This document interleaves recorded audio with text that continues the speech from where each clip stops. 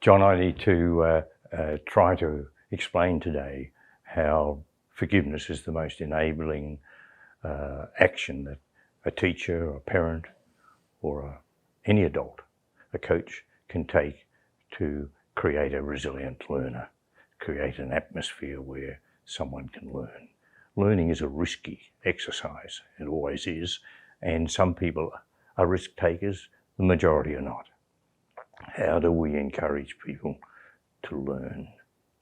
And teachers in particular are obliged to encourage learning, to actually make it happen. And so how do you do this? You do it through a quality relationship. So we're obliged as educators to create quality relationships with those we're teaching, with all students. So, and this is a sovereign and individual relationship with every kid, with every student. But also, in a class setting, we have to create a corporate relationship with the entire class. So we have to create a learning culture, a resilient learning culture. Now, forgiveness is the thing that is the underpinning enabler for a person to be resilient, because it restores hope. So my definition of resilience is the restoration of hope. Now, what we want is that for every learner to believe that they can do this. So in a quality relationship that you establish with a student or with anyone, there are 5 basic elements. This is on research taken from across the world, the Gottmans and everyone. And really the research area of relationships is not that productive. Much is superficial, but some is really of some significance. And Kim Cameron from Michigan University has probably come up with what I consider the pivotal research. And he's looking there at 5 basic elements to a quality relationship. And this has been supported by the Grant study, which is the longest study on human well-being, running for over 75 years. And it looks at what is the fundamental underpinning enabler for a person to live a productive, really meaningful life. And it is a quality relationship. So what are the elements? The first one is trust. Now, everyone would understand what trust is, but it's where you give yourself totally to whatever you're engaged in. So if I trust you, then I give myself totally, and it means you become vulnerable. You share things that really test you and test the relationship. And children in particular need to trust their teacher or their parent or their coach. And if they don't, then the suspicious system in their brain inhibits their capacity to really engage fully. So trust is fundamental to, within a culture, it's fundamental with any relationship. So that's the first element. The second is forgiveness. So forgiveness is not a religious thing. It is really a relationship thing. Forgiveness has been gathered by every religious faith because they understand that it is the enabling focus in a relationship. So without forgiveness, it's not possible to trust someone, because in a relationship we make mistakes. I make mistakes rarely, it's not so. We make mistakes all the time. And as a teacher, I made many, many, many mistakes, continue to do so as a parent and a grandparent. And as a coach, the same. I made many mistakes. I didn't listen carefully, I misjudged, I jumped in too quickly, all the types of mistakes that we make. And to err is to be human. So we do make these mistakes, but how we manage these mistakes individually as a teacher or a coach or parent, grandparent, how we manage those is particularly important. But how those who have been perhaps dislocated or harmed by that mistake manage that mistake as well. So forgiveness is really fundamental to how we relate to one another. It does restore a sense of trust. It also then moves into the next element, which is integrity. And integrity is simply you intend to do the right thing. Now, intention is really, really important. Now, you will not do the right thing all the time. you morally try to do the right thing in an ethical sense. You really try it to do the right thing, but we stuff up. We make mistakes. We get it wrong. The intention is critical, that we do not wish at any stage to get it wrong. So I have two basic philosophical underpinnings for integrity. The first one is the Hippocratic Oath, first do no harm. So I've been married for 45 years. I love my wife dearly. I trust her implicitly. I even sit in the passenger seat when she's driving. And she's a very good driver. Why has this relationship endured? This is the question. I've taught many students and have lifelong relationships. Why are these relationships enduring? They endure because she trusts me, or the student trusts me. We make mistakes, right? She gives me a break. So forgiveness is giving me a break. And if you look at the word forgive, it's made up of two words, for and give. So in a teaching sense, in a relational sense, what simply you can explain by just taking the for off the front and putting it to the back. So you give for the relationship. You give for the team, you give for the class, you give for the establishment. So this is particularly important. So it is the enabling element. And Kim Cameron really explains that very well in his research. So integrity, right? First, do no harm. The second is the golden rule. Treat others as you would want to be treated. Now, integrity means that you morally intend to do the right thing. Now, we just stuff up. So that's a fundamental. So in my situation, Jen gives me a break. My wife gives me a break, and she has, because she understands that at no stage would I intentionally harm her. So I want every student to understand that their teacher would at no stage intentionally harm them.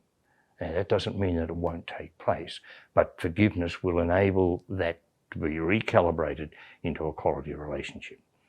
The fourth element is hope. Now, Kim Cameron uses the word optimism there, but in many conversations I've had with him and with others, and in particular with the Rabbi Jonathan Sachs, who's now deceased, which is sad, and we feel that hope is more dynamic rather than optimism, which we feel is inactive or passive. So hope is really important. Hope's the last thing that's left in Pandora's box and so forth. But hope also is the essence of you feel you have a sense of control. And that sense of control then enables you to engage in a positive way in whatever activity you're having. So it gives you a sense of psychological security, which we want every student to have. Every person in a relationship needs to feel psychologically secure. So this is really important, like physical security and so forth is almost a lay down given, but psychological security is really important. So hope is fundamental to that. And the research in hope is really worth people just taking a little time and looking at, because we are all hopeful. If we are hopeful rather than hopeless, we are likely to engage more acutely, we're likely to perform better in those moments where we need to pay attention, where we have to be on task. So hope is the type of thing that really works. Now, forgiveness enables hope to be re-established, as it enables trust to be re-established. So I've mucked up. I lose hope just momentarily, but I give myself a break and I come back and I'm prepared to then take the risk. Why? Because I'm not damaging myself by thinking I can't do it. I'm thinking I can do it. And a resilient person, when they make a mistake and they discover it, or someone else points it out to them, which is usually the case, someone else points it out to them, what in fact a resilient person will say, yes, I've made that mistake, and they move on. A non-resilient person will say, well, yes, I made the mistake, I'm sorry, or whatever, but, and that holds them in that one moment, and they don't learn. So what we want is resilient learners. So we want them to say and the way that they learn to say and is that they give themselves a break, their teacher forgives them, and we move on rather than we stay put. So that's really important. Hope is really fundamental. The last one is compassion. And compassion is empathy, action through care. So everyone is empathic. We have mirror neurons. So if a person's walking towards you, or there's a student in the class and I see that that student is upset, sorry about something or whatever, I pick that up. Now, if I'm a narcissist, I'm not. I still pick that up. If I'm just looking after myself, which is what a narcissist does, they're self-centered. They will say, well, that's the student's fault. Up to them to solve that problem. Whereas if I'm compassionate, I will then action a care component to that, and I'll say, John, you're unhappy, or you didn't quite get that. How can I help? Right? So teachers need to be compassionate. So you giving here. So those 5 elements all contain the concept of giving. So you give yourself when you trust someone, you give for the relationship, you give morally in the integrity area, so you're always intending to give, do the right thing. Hope is constantly just giving you a chance, and care is the giving component in compassion. So those 5 are fundamental to establishing a resilient learner, or whatever it might be, a resilient worker, a resilient teacher. So we are, as teachers, obliged to create these quality relationships with every student. But today I just want to mention forgiveness and look really closely at it, because often we don't action forgiveness as readily as we should. We need to, over time, develop a proclivity to actually action forgiveness that becomes a living circumstance. And we are emotional individuals, everyone is emotional, and we get taken away emotionally, and we need to regulate our emotion if we can, because once our emotions get to a certain strength, then we lose control of them. So regulating emotions is really important with regards to forgiveness. But if you have a basic preparedness to forgive, it's easy to regulate your emotions. If you haven't, it's really difficult, and you lose it pretty quickly, and then damage is done. And then as an adult with a child or a friend or whatever, we then have to still deal with that. And what we do is perhaps lose control of it, the psychological safety disappears, and this is particularly dangerous. So forgiveness is a really interesting and pivotal function in a relationship. So go back, we live our lives totally in relationship. We don't make many in ourselves deliberately, probably 10 or 12, 15 in a lifetime, that we actually work on and curate very carefully and so forth. The rest are imposed upon us through circumstance. So while I was driving here this morning, I'm in a relationship with everyone in the traffic. And by law, I owe an obligation to be careful of how I behave towards them. And this is the whole negligent principle, the neighbourhood principle. You need to look after your neighbour. So this applies in every human interaction, whether it be on the rugby field, the football, the net, the tennis court, wherever it might be. The possibility of performing at your best is only in each moment is a relational component, because you have not only those 5 elements apply to the relationship that you and I have, or that a teacher has with a child, but the relationship also with yourself. And the child has those 5 elements. So then you have to ask yourself as a teacher, do I trust myself? Am I trustworthy? Each child is asking themselves that as well. And then when I make a mistake, do I give myself a break? Do I give for myself, or do I put myself through a crippling or harmful ritual before I still have to address it? Each child will have developed a way of dealing with a mistake, and it might be that they become angry with themselves, or it just compounds their belief that they can't do it. So these are really important things. So how do you manage the mistakes that you make in the relationship? So do you give yourself a break?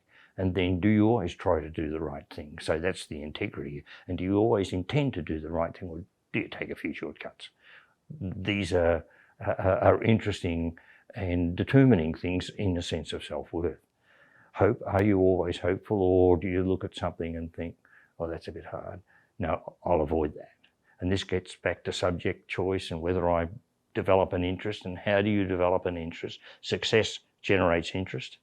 So if you fall over and you fall off the bike and you're not prepared to get back on, or whatever it might be, then you won't do that. It won't be an interest that you hold. So these are really fascinating things for students, but they're fascinating for adults.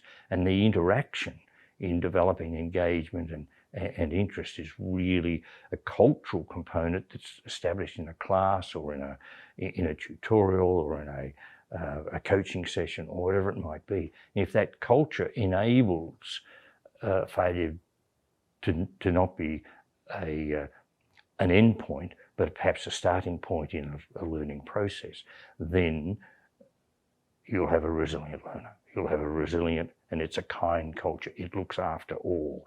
No one is excluded. This allows collaboration, respect, and all the types of things that are important. So hope is really, really important. You must be hopeful. And I've seen lots of students over the year lose hope, and it's really hard to reestablish it. Really hard. We think it's not, but it is hard to reestablish. So how we manage that incident that erodes their hope is really, really critical to how they become resilient and say and rather than but. It's really, really important. The last one is compassion, and here it's really important that you look after yourself. So the work, Neff has done some marvellous work on self-compassion, and it's really important that people, eat well, sleep well, exercise, the physical sides of that. But again, all that is really enabled through you giving yourself a break when you make a mistake. So forgiveness is absolutely the fundamental enabler for not only dealing with a sense of self-worth, but for you to perform at your best, to actually regulate your emotions, to recognize that you're getting hot under the collar, or you're going cold, or you're fearful, or whatever. It's really, really important, because the studies on how you regulate emotions, no one has really looked closely at the role of forgiveness in that. And it's disappointing that that's not been done. Mark Brackett at Yale has done some remarkable work there, and all the in their Emotional Institute, and you can get all their materials free of charge. It's just available. And he came up with a process which is RULER, which is recognize your emotional state, understand it. And it's really important to understand it, label it, I'm becoming angry, express it, and it's really important that you express your anger, but you must not do it in a harmful way, because if you just hold things in, it gets worse and worse and worse. And the last one is then regulate it. So the only way you can actually get yourself out of being angry or frightened is to give yourself a break, to actually be kind to yourself and move back. So for teachers, I ask them to look very carefully at the relationship they have with themselves, and to go to the second element, which is forgiveness, and to look at how they manage the mistakes that drive them mad, that they repeat, and how many times do you have to forgive, and so forth. But to do so unconditionally. So don't put any caveats on, because if forgiveness has an attachment to it, like a condition, it has not the power to actually achieve what's possible. So this goes to intention as well. So this is really, really important, that forgiveness is unconditional. So if a student is mucking up in class, there is a reason for it, and you need to arrest that. However, then you need to work with, rather than do something to, that particular individual to recalibrate them back to the learning channel, which is really, really important. If you don't get them back there, then it'll have a contagious effect on the class. There will be collateral damage, and then you'll be fighting a losing battle.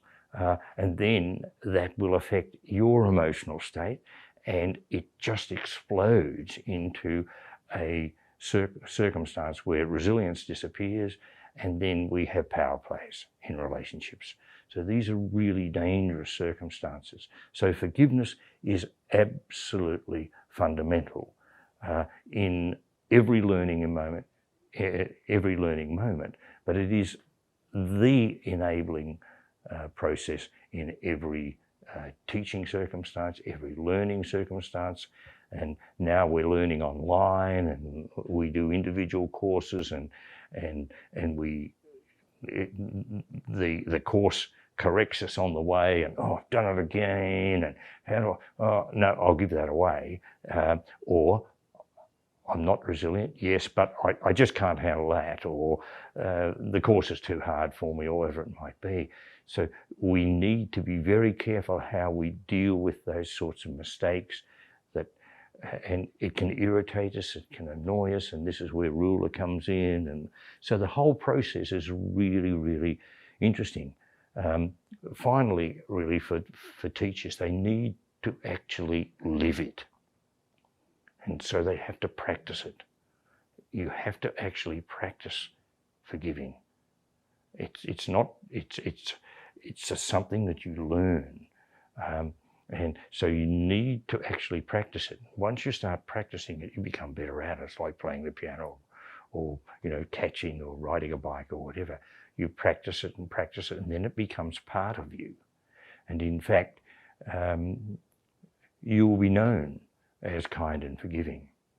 And to create a classroom, an institution that bases its culture on kindness and forgiving, is enabling people to manage mistake, to recognize failure as a starting point rather than an end point. And not only that, then enables them to take risks, to perform at their best, to collaborate, to work together rather than work apart. When they make a mistake, to use a relationship reparation approach, which means they build rather than they build together rather than build apart. And it's non-adversarial.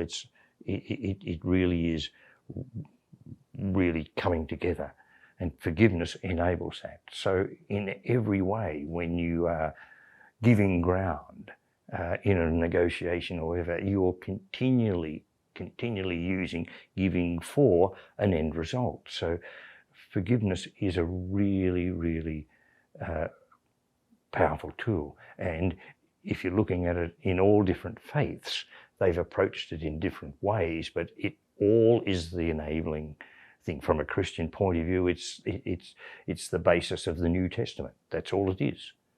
It was forgive. And every story that is written is to illustrate it.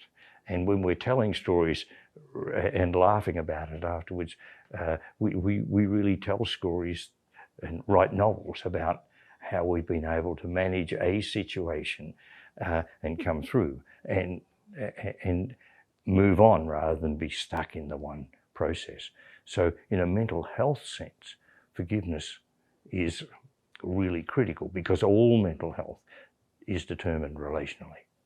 So if you are in a quality relationship, your mental health will be infinitely better than if you are in a relationship that is highly combative, highly competitive, selective, and is something you want to walk away from.